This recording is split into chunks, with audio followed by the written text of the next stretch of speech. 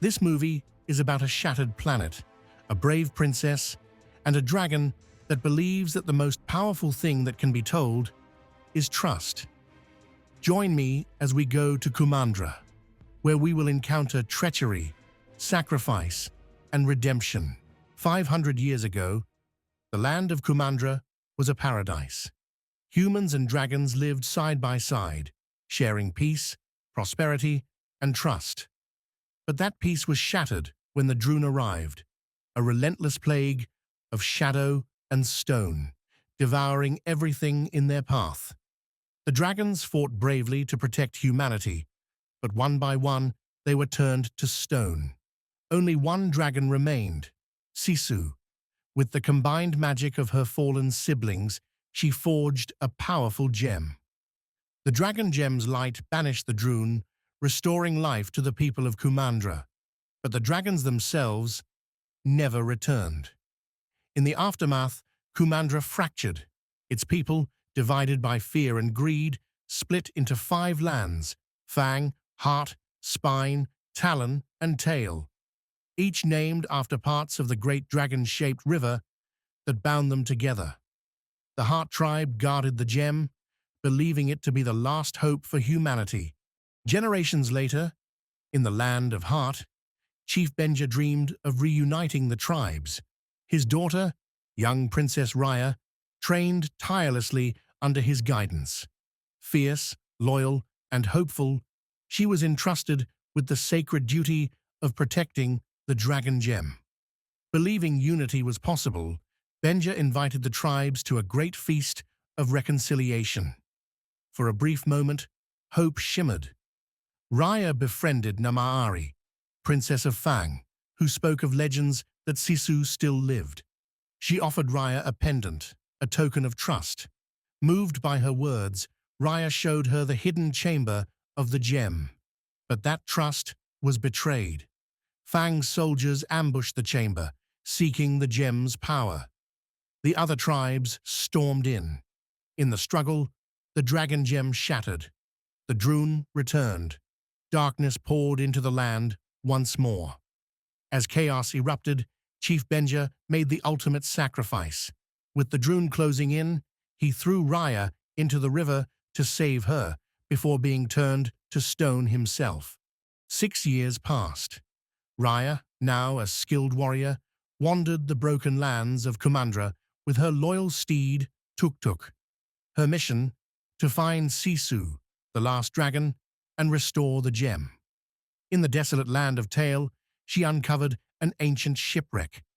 There, she summoned Sisu, and to her amazement, the dragon appeared. But Sisu revealed a truth Raya did not expect. She had not created the gem. Her siblings had. She was only the one entrusted to wield it. When Sisu touched Raya's shard, a surge of magic flowed into her. With it, she gained the power to transform into a human. Raya realized the path forward. If they could recover the remaining shards, Sisu could reclaim her siblings' powers, and perhaps banish the Droon once more. Their journey took them first to Talon, a bustling city built on water. There, Raya encountered Baun, a clever young boat captain who had lost his family to the Droon. She also crossed paths with Noi, a mischievous toddler thief, and her trio of thieving Ongis. Despite the chaos, these unlikely companions joined her quest. From Talon, they traveled to Spine, where they met Tong, a giant warrior, the last survivor of his people. Grieving but strong, Tong offered his shard willingly after witnessing Sisu's compassion. With each shard, Sisu grew stronger. Mist, water, strength. The powers of her siblings returned, piece by piece. But they were not alone. Namaari, now a fearsome warrior, pursued Raya across the lands, determined to claim the shards for Fang. Raya, scarred by betrayal, refused to trust her again. Sisu, however, urged otherwise. At last, the journey led them to Fang. Sisu believed that only trust could heal Kumandra, and she begged Raya to extend a hand of peace.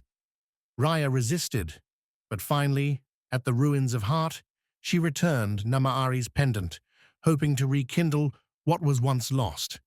But fear and mistrust consumed them both. In a tense standoff, Namaari raised a crossbow. Raya, fearing betrayal once more, lashed out. The bow fired. Sisu was struck down. Her death drained the rivers and rains that shielded the land. Without water, the Druun spread, unchecked. Fang began to crumble, and with it, Raya's hope. Consumed by rage, she hunted Namaari. The two clashed in a devastating duel. But even in her fury, Raya could not finish her enemy.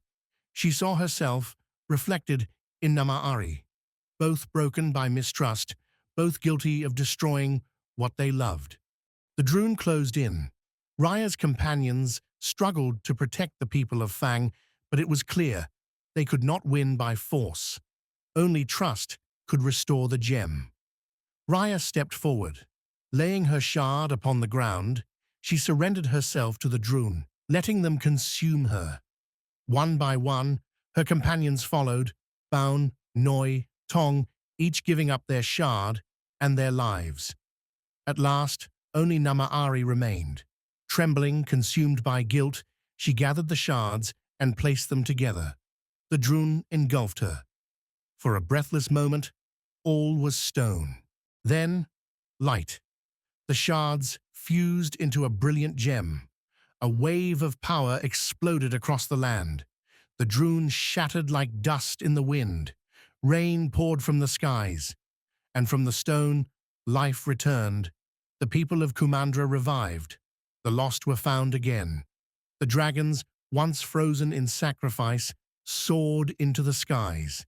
And Sisu lived once more. Raya, weeping, embraced her father. The tribes gathered, no longer divided. After centuries of fear and betrayal, Kumandra was whole again. Thanks a lot for watching. If you liked this video, go ahead and hit that subscribe button and tap the notification bell so you never miss what's coming next. We've got plenty more great content on the way.